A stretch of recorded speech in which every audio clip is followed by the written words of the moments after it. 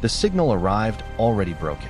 It slipped into the Coalition's deep space receivers as static fragments of sound and corrupted data buried beneath background radiation. At first, no one noticed it.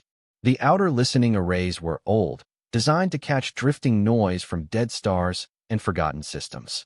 They were not meant for distress calls. But this one refused to disappear. Every few minutes, the same pattern repeated. A short burst. Silence. Then again. The signal was weak, stretched thin by distance and time, but it carried something that made the automated filters hesitate. It did not match any known species. It did not follow standard distress protocols. And it was very old. In the central listening chamber, analysts worked in quiet rows beneath a rotating star map. The war was far away, still someone else's problem. The Coalition believed it had time, until a junior analyst paused. Her console flashed an alert she had never seen before. A red border. A warning tag pulled from deep archive memory, one so old most modern systems no longer used it. Origin. Unknown classification. Deathworld contact status. Do not engage. She frowned. Deathworlders were myths taught in academy history. Species born on planets so violent that survival itself was considered impossible. Most died out early. The few that didn't were remembered only as cautionary tales. She replayed the signal. At first, it sounded like noise. Then voices emerged, strained, desperate, overlapping. The language was unfamiliar, but emotion bled through the distortion. Fear, panic, urgency, and beneath it all, something else. Time pressure. She checked the source coordinates. A frontier system near the outer rim. Sparse defenses. The civilian population is heavy. Military presence almost non-existent. The system was already under attack. Across the chamber, large displays began updating. Enemy fleet movements appeared, dozens of hostile warships advancing in clean formation. The Coalition response time was too slow. Reinforcements would arrive late, if at all. The analyst raised her hand. "Supervisor," she said quietly. The room barely reacted. Senior staff were focused on fleet projections and evacuation estimates. Someone would speak to the council soon. Someone else would decide how many lives were acceptable to lose. She tried again, louder this time. "There's an incoming SOS," she said. "It's different." A few heads turned. Her supervisor walked over, already impatient.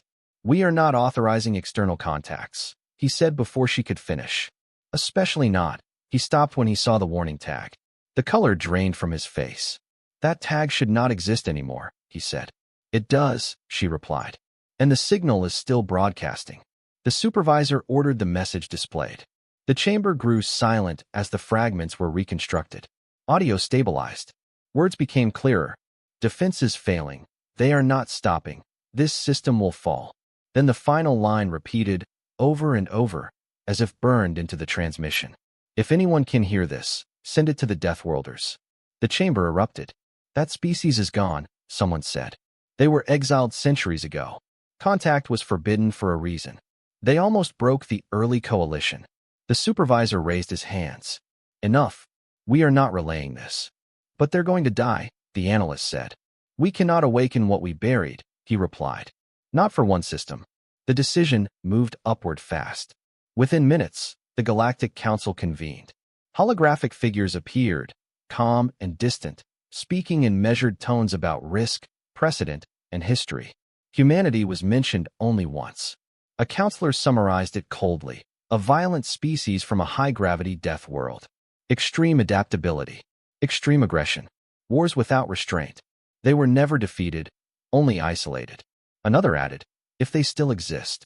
The vote was quick. Do not transmit. Do not respond. Do not involve them. The signal was ordered archived. The chamber returned to routine.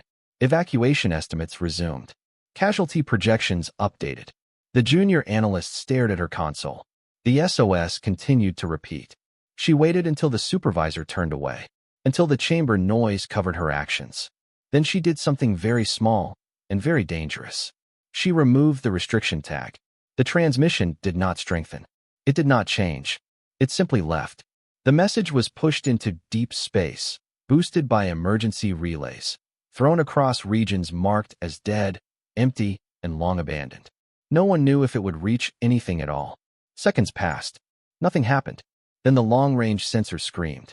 Across the galaxy, ancient markers flared to life. Navigation buoys that had been silent for centuries began transmitting automated warnings. Power signatures appeared in places where space charts showed nothing. Entire sectors lit up.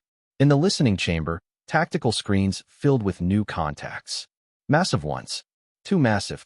Moving too fast. "What are those?" someone whispered. No species registry responded. No fleet designation matched. The junior analyst felt her breath catch as her console translated a return ping. Not a threat. Not a greeting. Just 4 simple words, repeated across every channel, every frequency. SOS received. Stand by. Far away, near the doomed frontier system, enemy commanders noticed the sudden change in space-time readings. Gravity twisted. Sensors failed. Stars seemed to dim. Something was coming. And whatever it was, the galaxy had just broken its oldest rule to summon it. The first thing the coalition lost was certainty. As the unknown contacts continued to accelerate across dead sectors, every predictive model collapsed. The objects did not obey standard jump lanes. They did not slow to conserve mass.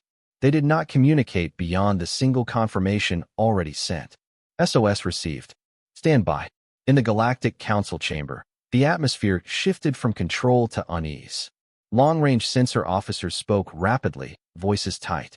The contacts are increasing velocity without thermal spike. No known propulsion system matches this profile. A counselor leaned forward. Are they organic vessels? Automated? We don't know. The officer answered. They are layered. Hull mass readings suggest extreme redundancy. Damage tolerance far exceeds military standards. Another counselor asked the question no one wanted to voice. How long until arrival? Silence followed. Then a quiet answer. Minutes.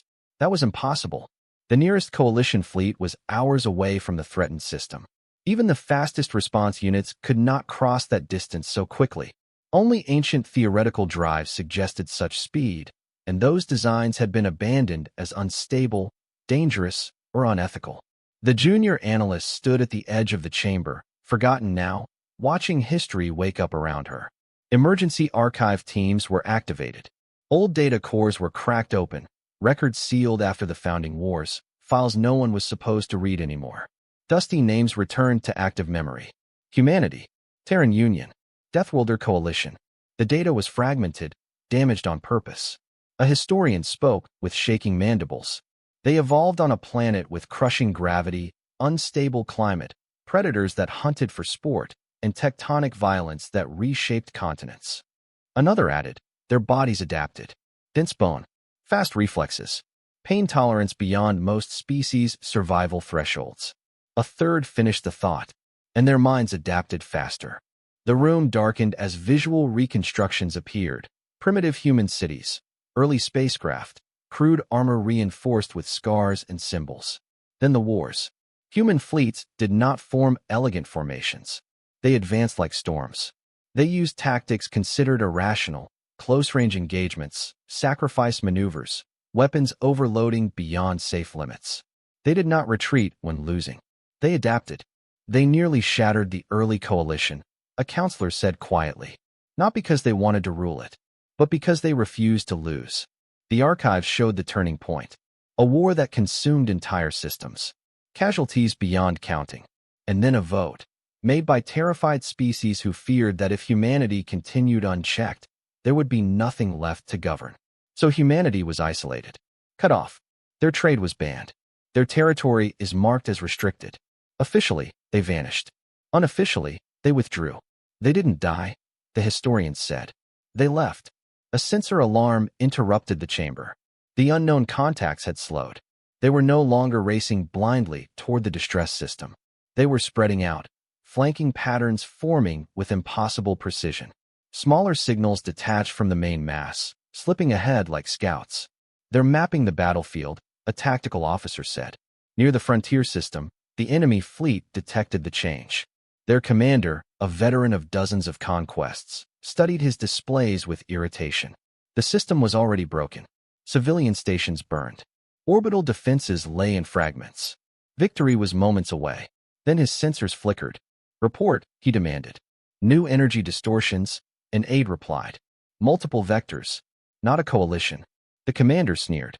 Another desperate ally? The answer never came. Space store. No explosion. No warning flash. Just absence, like something had punched holes through reality itself. Massive shapes slid into existence, so large they distorted the stars behind them. Human dreadnoughts. Their hulls were dark, scarred, layered with armor plates that bore the marks of old battles. Weapon ports lined their sides like closed eyes. No banners. No lights. They did not announce themselves. The enemy fleet hesitated. That pause lasted less than a second. Then the dreadnoughts moved. Not forward. Not aggressive. They placed themselves between the enemy and the last surviving worlds. The enemy commander laughed sharply. Target the nearest vessel. Full volley. Thousands of weapons fired. Beams, missiles, kinetic slugs. Enough firepower to shatter moons. The barrage slammed into the closest dreadnought. The ship did not dodge. Energy washed across its hull. Armor burned. Fragments scattered. Then the light cleared. The dreadnought was still there. Hull damage registered. Systems rerouted. External plating reconfigured in real time. Layers shifting like living metal. The enemy commander's laughter died. Coalition observers watched in stunned silence. Defensive readings poured in, absorption rates, heat dissipation, impact tolerance far beyond theoretical limits. They let it hit them, someone whispered. Yes, a strategist replied. They wanted data. The dreadnought responded. One weapon port opened. No charge up. No dramatic flare. Space folded inward. A section of the enemy fleet simply ceased to exist. Not destroyed. Not broken. Gone. The shockwave rippled outward, disrupting formation cohesion across the entire armada. Panic spread. Orders overlapped. Retreat commands collided with attack protocols. The human ships advanced one ship length. Still no broadcast. Back in the council chamber, fear finally replaced debate. They're not asking permission, a counselor said. They never did, the historian replied. A final sensor update appeared. Additional human contacts were still arriving. Not dozens. Hundreds. The junior analyst sank into her chair as her console translated a private internal message she was never meant to see. It was not addressed to the coalition. It was addressed to the enemy fleet. You have entered a protected zone. You ignored the call. This is your warning. The enemy commander opened a channel, desperate now. Unknown vessels, identify yourselves. We will negotiate. The transmission cut. The dreadnoughts powered additional systems. Across the frontier system, stars dimmed as energy was drawn away. The galaxy was about to remember why humanity had been buried. The enemy fleet broke formation. It was not an organized retreat. It was fear. Ships veered away from the human dreadnoughts. Engines pushed past safety limits. Command channels flooded with overlapping orders. Fall back, regroup, fire again, do anything. Discipline collapsed in real time. The human ships did not pursue. They advanced slowly, deliberately, like something massive waking up and stretching after a long sleep. Coalition observers watched in disbelief. Every doctrine they knew said this was the moment to press the attack, to crush a panicking enemy. But the human dreadnoughts held position, silent, unmoving except for subtle shifts in orientation. They're not hunting, a coalition strategist said softly. They're claiming space. The frontier system's remaining world sat behind the human line, battered but alive. Emergency shelters still transmitted weak signals. Civilian ships drifted powerless, waiting to be destroyed. For the first time since the invasion began, nothing fired at them. Inside the enemy flagship, the commander slammed a clawed limb against the command throne. Fire again, he ordered. All ships, concentrate on one target. Overwhelm it. Some captains hesitated. They had seen the weapon. They had seen space itself fold. Instinct screamed that this enemy was not meant to be challenged directly. But fear of command punishment won. The second volley was even larger than the first. Energy weapons burned white-hot. Kinetic rounds streaked like artificial meteors. The firestorm lit the void. Again, the targeted dreadnought did not evade. Its shields flared, thick, layered, not smooth like coalition designs, but segmented, stacked. When they failed, armor took the impact. When armor cracked, internal bulkheads absorbed the force. The ship shook. Coalition analysts leaned forward. Damage indicators spiked. Sections of the hull vaporized. One entire weapons cluster went dark. For a heartbeat, hope flickered in the enemy fleet. Then the Dreadnought stabilized. Internal lights came back online. Structural fields compensated. A secondary reactor ignited, older and far more powerful than the primary. The ship did not return fire. Instead, something else happened. From the Dreadnought's underside, smaller shapes detached, dozens, then hundreds. Not fighters. Too large. Not missiles. Too controlled. They were human escort ships. Blocky, armored, built with the same brutal design philosophy as their parent vessel. They spread out in disciplined arcs, cutting off escape vectors with surgical precision. The enemy commander felt the trap close. "Break through," he shouted. "Any direction." Too late. The escorts opened fire. Their weapons were short-range, devastating, designed for close combat. Enemy ships that strayed too near were torn apart in seconds. Hulls ruptured. Power cores detonated. The battlefield filled with debris and frozen corpses. Still, the Dreadnoughts held back their main guns. "They're hurting them," a coalition tactician whispered. "Yes," another replied. "Towards something." The answer arrived moments later. A human dreadnought at the center of the formation powered a system no one recognized. Space around it darkened, not from shadow but from absence. Sensor readings dropped to 0 in a growing sphere. "What is that?" a counselor demanded. The historian's voice was barely audible. "A gravity well weapon. Pre-founding design. Banned after one test." The sphere expanded. Enemy ships caught at its edge struggled immediately. Engines screamed as gravity spiked beyond structural limits. Hulls bent inward. Crews were crushed against bulkheads. Panic turned into screams. The human escorts pulled back, cleanly exiting the kill zone. The Dreadnoughts remained, unaffected, their mass and fields tuned to resist the pull. The enemy commander opened all channels. "This is madness," he cried. "We will withdraw. We will leave this system." No response came. The gravity well intensified. Dozens of enemy ships were dragged together, colliding, tearing each other apart as the artificial singularity compressed space itself. The light from nearby stars warped and twisted. Coalition observers watched in horror and awe. "They could have ended this already," someone said. "Yes," the strategist replied. "But they want the message to be clear." At last, the gravity well collapsed. What remained of the enemy fleet drifted, broken and crippled. Less than a third of their original force still functioned, and none were capable of coordinated combat. Only then did the human dreadnoughts advance. This time they broadcast. The signal was simple, clear, translated instantly across all known languages. "We are humanity." The words hit the council chamber like a physical blow. We were asked to answer a call. The human ships closed the distance, surrounding the surviving enemy vessels completely. "This system is under our protection." The enemy commander slumped in his throne, limbs shaking.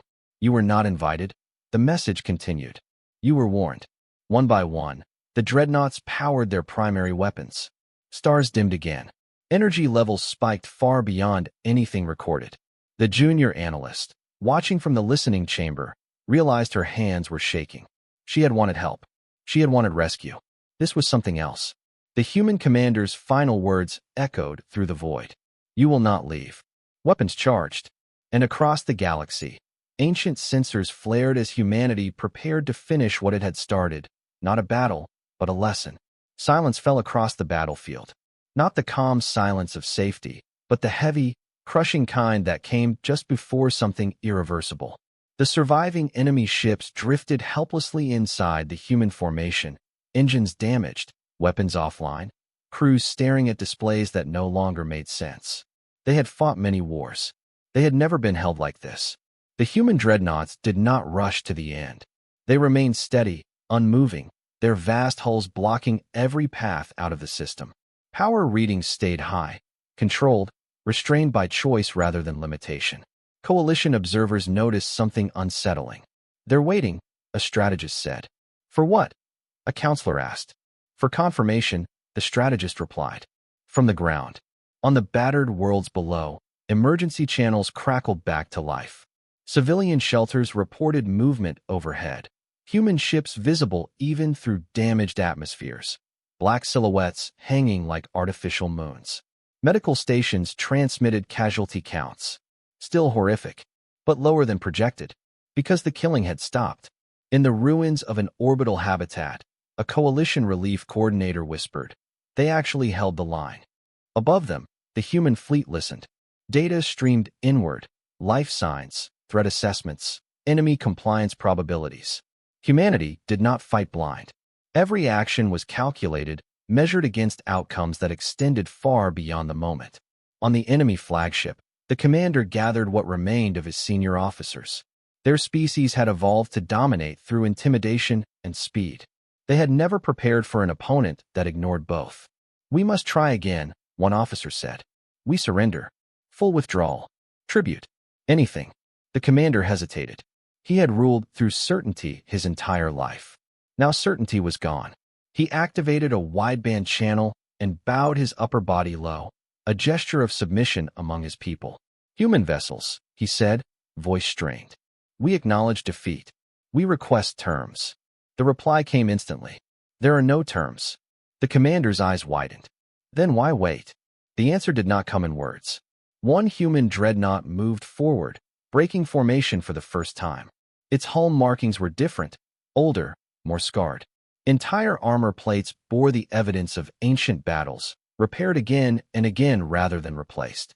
"This vessel is designated a line holder," the human voice said calmly. "Its role is to absorb." Coalition analysts stiffened. Absorb what? The dreadnought powered down its weapons. Then it rotated, exposing its flank. Before anyone could react, a spike in energy appeared deep within the enemy formation. A hidden weapon, small, desperate, activated by a captain who refused surrender. A system breaker charge. The blast tore through space, aimed directly at the human dreadnought's exposed side. Coalition alarms screamed. Enemy officers shouted in horror at what had just been unleashed. The explosion struck. Light swallowed the dreadnought. Shockwaves rippled outward, smashing debris and disabled ships alike. Radiation flooded the area. When the glare faded, the dreadnought still existed. But it was broken. Half its flank was gone. The internal structure burned. The atmosphere vented in great clouds of ice and vapor. Power levels dropped sharply. Coalition observers held their breath. The human fleet did not retaliate. Instead, the damaged dreadnought transmitted a single message. This is why the call matters. Its reactors surged, not to fire, but to stabilize. Emergency bulkheads sealed. Secondary cores came online. The ship remained in position, still blocking the line to the planets behind it. The enemy commander felt something twist inside his chest. They could have avoided this. All of it. The human voice returned, colder now. "You were given time. You used it to kill." Around the battlefield, the remaining human dreadnoughts shifted. Weapon systems powered fully at last. Energy signatures spiked to terrifying levels. Coalition commanders realized what was about to happen. "This isn't retaliation," one whispered. "It's enforcement." The human fleet fired. Not wildly. Not in rage. One target at a time. Each surviving enemy ship was struck with precision. Power cores overloaded, command decks neutralized, escape pods allowed to launch. Humanity destroyed fleets, not species. The enemy flagship was last. The commander watched the human dreadnoughts close in, massive shapes eclipsing the stars. His communications officer trembled. "They're locking weapons," she said. The commander straightened. Pride returned, twisted but intact. "Record everything," he ordered. "If anyone survives this war, they will know why we fell." The human transmission reached him directly. "You are not being punished for losing," the voice said. "You are being stopped for what you chose to do." The flagship vanished in a controlled detonation. No debris field. No drifting wreckage. Just absence. As the last enemy vessel was neutralized, the battlefield fell quiet again. This time, the silence was different. It was final. Coalition sensors confirmed it. The invasion was over. The system was saved. Cheers erupted across relief channels. Survivors cried. Commanders collapsed into their chairs, overwhelmed. But the human fleet did not celebrate. They turned inward, attention shifting to the damaged lineholder dreadnought. Support vessels moved to assist. Tugs latched on. Repair drones swarmed. The ship's life signs were weak but present. "They stayed," the junior analyst whispered from the listening chamber. "They didn't leave." "No," the historian replied softly. They never do. Not after answering a call. A counselor swallowed hard. What happens now? As if in response, the human fleet opened a wide broadcast to the entire coalition.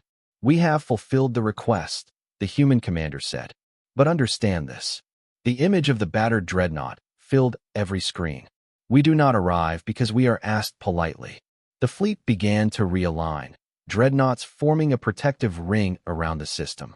We arrived because someone was desperate enough to call us anyway. The transmission ended. Across the galaxy, governments re-evaluated centuries of fear and silence. Old laws suddenly felt small. Old decisions felt dangerous. And one truth became impossible to ignore. Humanity did not answer every call. But when they did, they stayed until the cost was paid. The war was over. That fact took time to settle. In the frontier system, alarms slowly fell silent. Emergency lights dimmed. For the first time in days, civilian shelters opened their sealed doors and allowed fresh air to circulate. Rescue ships moved without fear of being targeted. Medical crews worked without having to choose who lived and who was left behind. Above it all, the human fleet remained. They did not withdraw. They did not reposition toward other conflicts. The dreadnoughts held their formation like a wall carved into space itself. Coalition commanders were uneasy. Why are they still here? One asked quietly. The strategist did not answer at first. He was watching the telemetry from the damaged lineholder dreadnought. Repair operations were slow, careful. Human crews worked in conditions that would have killed most species. Radiation pockets, fractured hulls, exposed vacuum. They did not rush. They're waiting, he finally said, for the consequences. The Galactic Council reconvened in an emergency session. The mood was no longer distant or calm. Fear had reshaped every posture, every voice. They saved the system, one counselor said. We should thank them. Another snapped back. They erased an entire fleet without authorization. A third spoke more carefully. They answered a call we refused to answer. That silenced the room. The junior analyst stood at the edge of the chamber again, unnoticed as always, listening as history bent around her decision. Sensors pinged. A human channel request appeared, direct, unmistakable. They want to speak, a technician said. The council hesitated. Then the chamber lights dimmed, and a single human figure appeared in the center of the room. The commander did not wear ornate armor or symbols of rank. The uniform was simple, dark, worn. His face was marked with age and scars that told stories no archive could capture. He looked at the council without hostility or warmth. You received our message, he said. A counselor cleared his throat. Human commander, on behalf of the coalition, we acknowledge your intervention. The commander tilted his head slightly. Intervention is not the correct word. Another counselor bristled. You crossed multiple restricted zones and deployed weapons of. We answered a distress call, the commander said evenly. That is all. The room shifted. Pressure built. You were warned never to involve yourselves again, a counselor said. Your history, our history is why we came, the commander interrupted. His voice never rose, but the effect was immediate. We know what happens when predators go unanswered. We lived it. The historian leaned forward. You were isolated for a reason. The entire species feared you. The commander nodded once. They still do. Silence stretched. Then why stay? The strategist finally asked. The threat is gone. The human commander's eyes hardened. The immediate threat is gone. The consequences are not. He gestured, and data filled the chamber. Enemy cultural profiles, recovered transmissions, long-term projections. This species will fracture, he said. Power vacuums breed escalation. Refugees will flee into neighboring systems. Retaliation fleets will form. A counselor stiffened. You plan to police the region? No, the commander replied. We plan to endure it. Confusion rippled through the chamber. The image shifted to the damaged lineholder dreadnought. That ship absorbed a weapon designed to sterilize a system, the commander said. It survived because it was built too. The people behind it are not. Coalition medics began reporting something new. Human casualties were being logged, real ones. Not machines. Not drones. Lives. They are dying, the junior analyst whispered. Yes, the historian replied. Quietly. The commander continued. We do not intervene lightly. Every call answered costs us something we cannot replace easily. A counselor frowned. Then why answer at all? The human commander paused. When we were young, he said, We sent calls like this. No one came. The room went still. We survived anyway, he continued. But survival changed us. It taught us what silence does. The council felt the weight of it settle like gravity. On the frontier worlds below, survivors looked up at the human ships with awe and fear intertwined. Stories spread quickly, of black holes that blocked the stars, of weapons that erased fleets, of soldiers who walked through fire to pull strangers from wreckage. But not all reactions were gratitude. Some coalition species began mobilizing their own fleets, defensive formations, just in case. Old fears resurfaced, sharpened by proof. Human intelligence noticed. They're watching us, a coalition officer warned. Preparing. Yes, the human commander replied. As expected, he turned back to the council. You isolated us to feel safe, he said. Now you must decide what safety means. A counselor spoke carefully. What do you want? The commander did not answer immediately. Finally, he said, recognition. The word echoed. Not a rule. Not seats. Recognition that when a call is sent to us, it is because everything else has failed. He leaned forward slightly. And when that happens, you do not get to look away. The chamber erupted in argument, concerns about balance, authority, precedent. But beneath it all ran a deeper current. Guilt.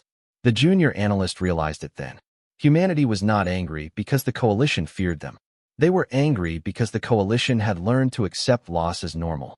A message arrived from the frontier system, recorded by civilians. Children waving at the sky. Medics standing beside human soldiers. A view of the damaged dreadnought being held together by scaffolds and stubborn will. The human commander watched the footage in silence. We will remain until the system stabilizes, he said. After that, we will leave. A counselor asked the question that had haunted them since the first sensor alert. And if another call comes? The commander met their gaze. Then we will answer again, he said. And each time, it will cost more. He straightened. One day, there may be nothing left to send. The transmission ended. Across the galaxy, strategic doctrines were rewritten overnight. Emergency protocols were updated. A single line was added to coalition law, buried deep but impossible to ignore. Deathworlder SOS, mandatory relay. No exceptions. The junior analyst stared at it, heart pounding. She had broken the rules. Humanity had paid the price.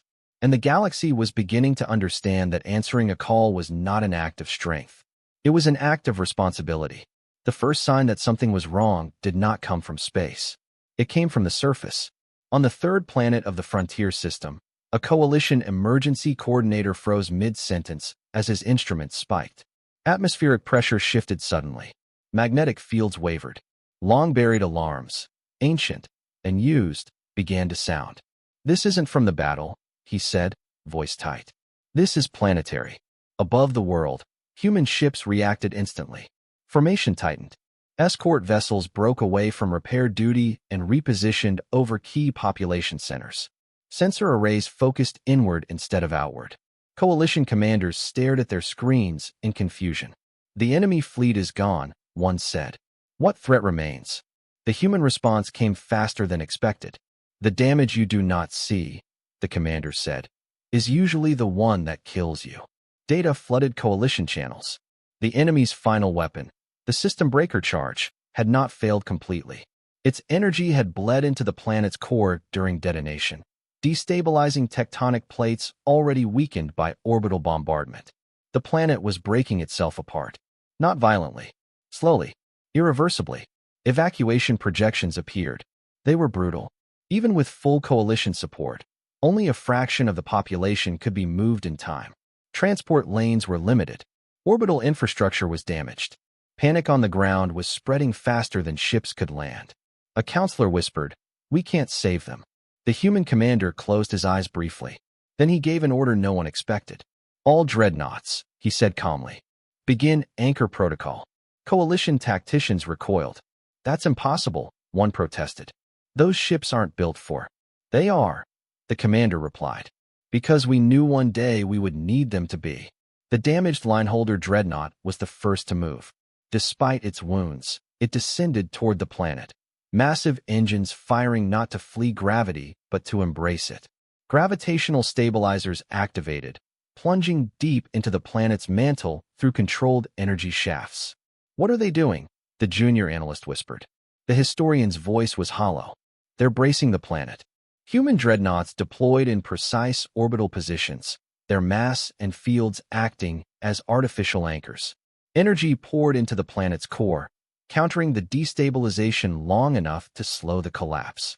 Not stop it. Slow it. On the ground, tremors lessened. Buildings stopped shaking. Emergency sirens fell silent. People looked up and saw the human ships burning against the sky, holding their world together through sheer force. Coalition medical ships began landing immediately. Evacuations resumed, not in chaos now, but with time. How long can they hold? A strategist asked. The answer came quietly. Hours, the human commander said. Maybe less. The lineholder dreadnought's internal readings began to fail. Structural strain climbed beyond the red line. Internal compartments collapsed under pressure. Human engineers worked frantically, sealing off sections, rerouting power, sacrificing non-essential systems. They did not request assistance. Coalition medics watched in horror as human casualty reports climbed. Not from enemy fire, from stress, from radiation, from bodies pushed beyond limits. They're killing themselves, a counselor said. No, the historian replied. They're choosing. On the surface, evacuation ships lifted off one by one, carrying families, children, and entire cultures that would have vanished without warning. A human ground unit stayed behind longer than ordered, pulling the last survivors from a collapsed shelter moments before the ground gave way beneath it. 2 soldiers did not make it back to orbit. Their names were logged. No ceremony, no broadcast, just numbers added to a growing list. The lineholder dreadnought shuddered violently. Its commander's voice came over the channel, strained but steady. Core stabilization failed. Recommend full evacuation of our crew. The fleet commander did not answer immediately. Coalition officers leaned forward. They can still save the ship, one said. If they disengage now. They won't, the junior analyst whispered. The human commander finally spoke. Negative, he said. Maintain anchor. A pause. Your orders are to hold until the last civilian transport clears the gravity well. The lineholder's commander inhaled slowly. Understood. Inside the dreadnought, warning lights burned constantly. Artificial gravity fluctuated. Bulkheads groaned. Crew members moved through corridors warped and twisted by pressure, stepping over cracks that leaked molten glow from the planet below. One officer looked at his captain. Sir, we're not getting out of this. The captain nodded. No. Regrets. The captain thought for a moment. No, he said. Only relief. The last evacuation ship lifted off. Coalition sensors confirmed it. Population saved. Entire species preserved. The human commander's jaw tightened. All units, he said quietly. Prepare for disengagement. But the lineholder dreadnought did not disengage. Its systems were too damaged. Its anchors are too deep. It remained, burning, holding. Commander, the lineholder captain said. We are unable to withdraw. Silence filled the channel. Then the fleet commander spoke, his voice lower than before. You did your duty. A faint smile crossed the lineholder captain's face. We heard the call. The dreadnought's reactors overloaded, not violently, but deliberately. Energy surged downward, stabilizing the planet's core one final time. Then the ship folded inward, consumed by the forces it had been fighting. The planet held. Above it, space was suddenly empty. Coalition channels erupted in stunned grief. No cheering, no relief, just the understanding of what had been lost. Human ships withdrew slowly from orbit, scarred and damaged, their numbers visibly reduced. The human commander opened a final broadcast to the coalition. This is the cost, he said. Not of war, of answering. No threats followed. No demands. Just the truth. Across the galaxy, news spread faster than fear ever had. Not of human weapons, but of human sacrifice. Species that had once voted to isolate humanity watched recordings of a ship holding a planet together until it died doing so. The junior analyst sat alone in the listening chamber long after her shift ended. She replayed the original SOS one last time. This time, she understood what it really meant to be heard. The galaxy did not react at once. That was the most frightening part.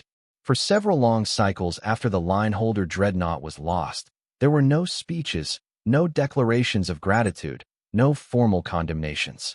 Star systems continued their routines. Trade lanes reopened.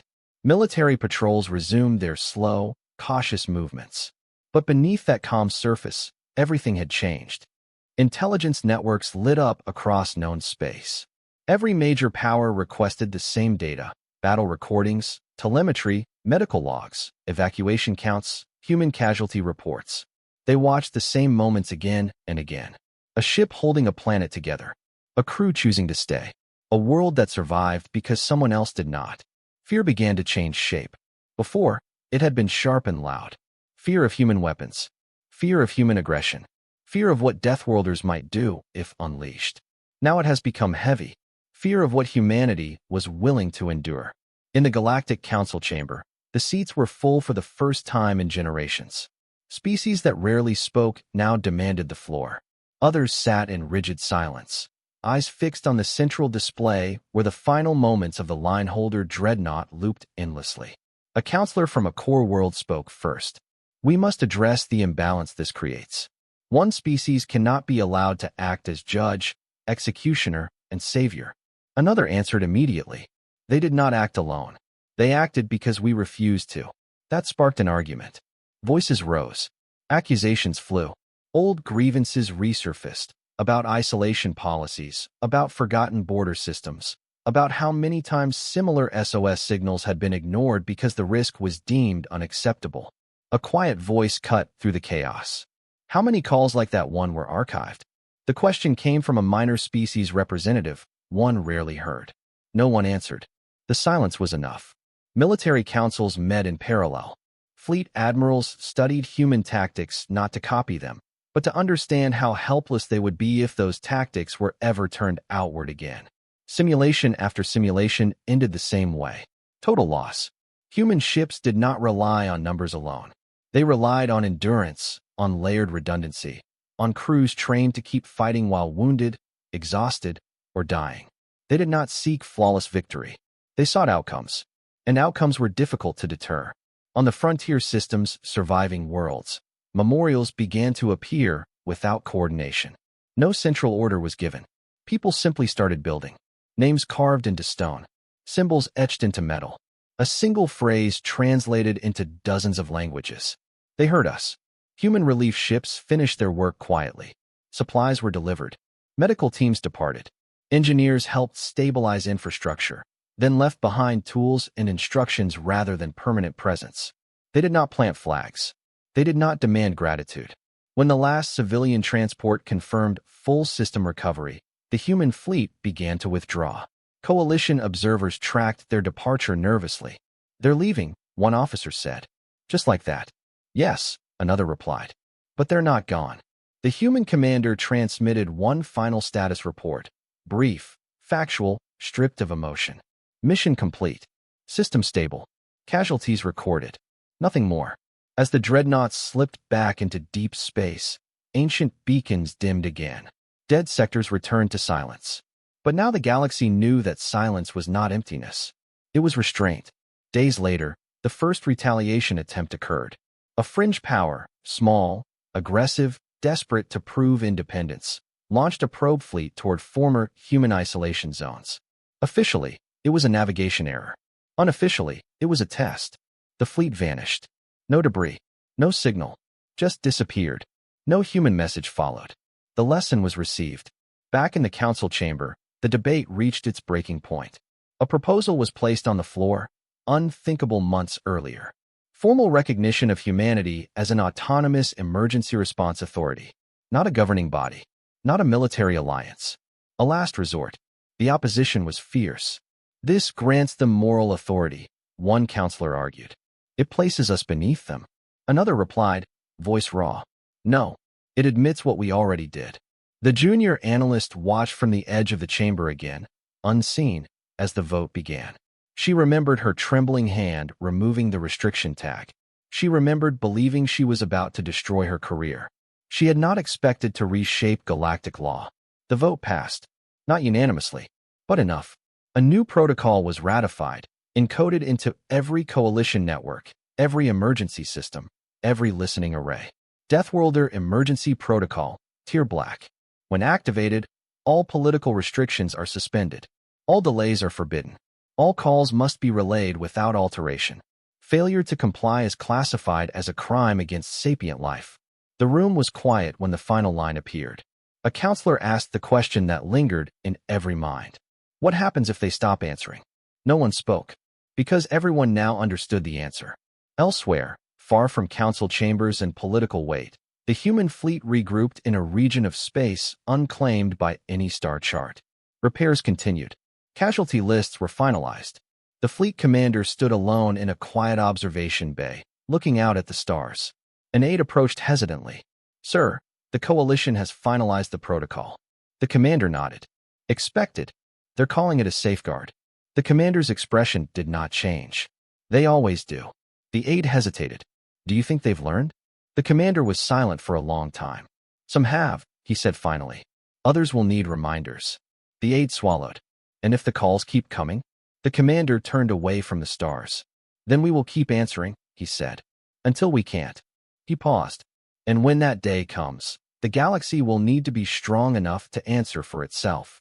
Far away, in systems that had once voted to look away, listening arrays were recalibrated. Old archives were reopened. Warnings long ignored were placed at the top of priority lists. Across known space, a shared understanding began to spread. Humanity was not the galaxy's shield. It was the cost of failing to build one. And somewhere, in a quiet listening station much like the first, a faint signal flickered into existence. Weak, damaged, desperate. The system flagged it automatically. SOS, unclassified origin. No warning tags appeared. No restrictions engaged. The relay activated immediately. And deep in the dark, something heard it. The new SOS was smaller, weaker. It did not come from a populated system or a known trade route. It originated from a cluster of stars barely mapped, a place marked in coalition records with a single note: low priority, minimal value. In the old galaxy, it would have died there. This time, it did not. The Deathworlder emergency protocol activated automatically. No debates. No council session. No votes about acceptable losses. The relay fired the moment the signal was confirmed. Across listening arrays, technicians froze as the status indicator changed color. Relay complete. No one cheered. They simply waited.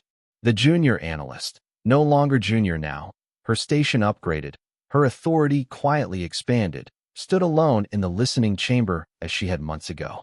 The memory of the first call still lived in her chest like a scar. She did not ask who was coming. She already knew. Deep in uncharted space, human sensors stirred. Old drive cores warmed. Crews moved without panic, without speeches, without hesitation. Orders were short. Coordinates confirmed. Threat assessment pending. Response authorized. The fleet moved. But this time, the galaxy was watching differently. Coalition observers tracked the Dreadnoughts not with fear, but with something closer to humility. They knew what those ships represented now. Not dominance, not conquest, but obligation. The cost has already been paid. As the human fleet crossed into the distressed region, they found something unexpected. The threat was small. A rogue warband. Salvagers turned raiders. A handful of ships terrorizing a mining settlement that had never been important enough to protect. No planetary killer. No system-wide collapse. Just people about to be erased quietly. Coalition commanders held their breath. Would humanity still answer? The human commanders studied the feed. Casualty projections were low. Strategic value was negligible. Resources gained would be zero. He gave the order anyway. The Dreadnoughts did not deploy their largest weapons. They did not fold space or dim stars. They arrived openly, visibly, their silhouettes unmistakable. The raiders scattered immediately. Human escorts pursued only long enough to disable weapons and engines. Escape pods were allowed. Survivors were detained, not executed. The settlement was saved in minutes. Coalition analysts stared at the reports in disbelief.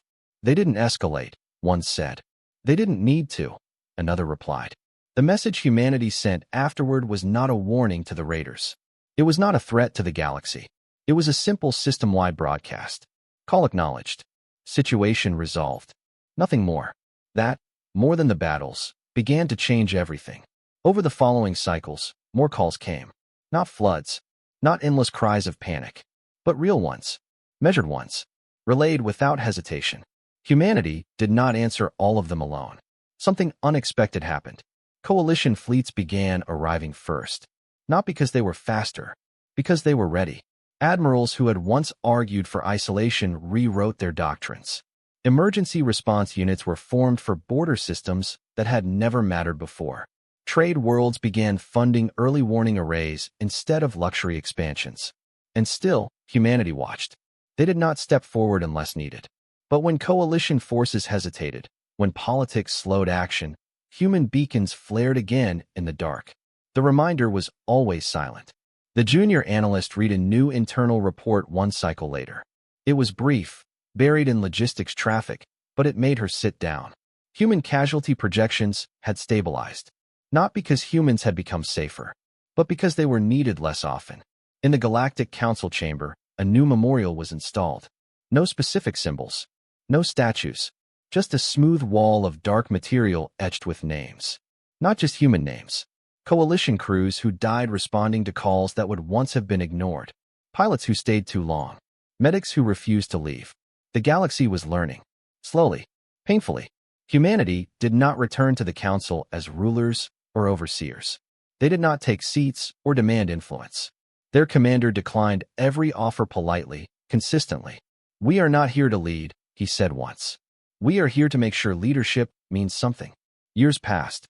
The lineholder Dreadnought became legend. Not as a weapon, but as a moment. The point when the galaxy understood that survival carried responsibility. Children across multiple species learned the story in school, simplified but intact. A ship that held a world together. A crew that stayed. A call that was answered when no one else would. The junior analyst was older now. Her hair had grayed. Her hands no longer shook when alerts came in. One day, a new technician asked her quietly, "Do you ever regret sending that first signal?" She looked at the listening array, at the stars slowly rotating across the display. "No," she said. "I regret that it took so long for anyone to hear it." Far away, in human space, the fleet commander stood on a station overlooking a construction dock. A new ship was being built, not a dreadnought. It was smaller, faster, designed to assist, not endure annihilation. Progress. An aide joined him. "Sir, coalition response times have improved again. They handled 3 border incidents this cycle without escalation." The commander nodded. "Good. And the calls?" the aide asked. "They still come," the commander said. "But fewer end in silence." He watched the stars. "Do you think they'll ever stop needing us?" the aide asked. The commander considered the question carefully. "No," he said. "But I think one day they won't need us first." The aide smiled faintly. In the listening chambers scattered across the galaxy, the warning tag had changed. It no longer reads "Do not engage." It read something far simpler. "Always relay." Because the galaxy had learned the final lesson the hard way.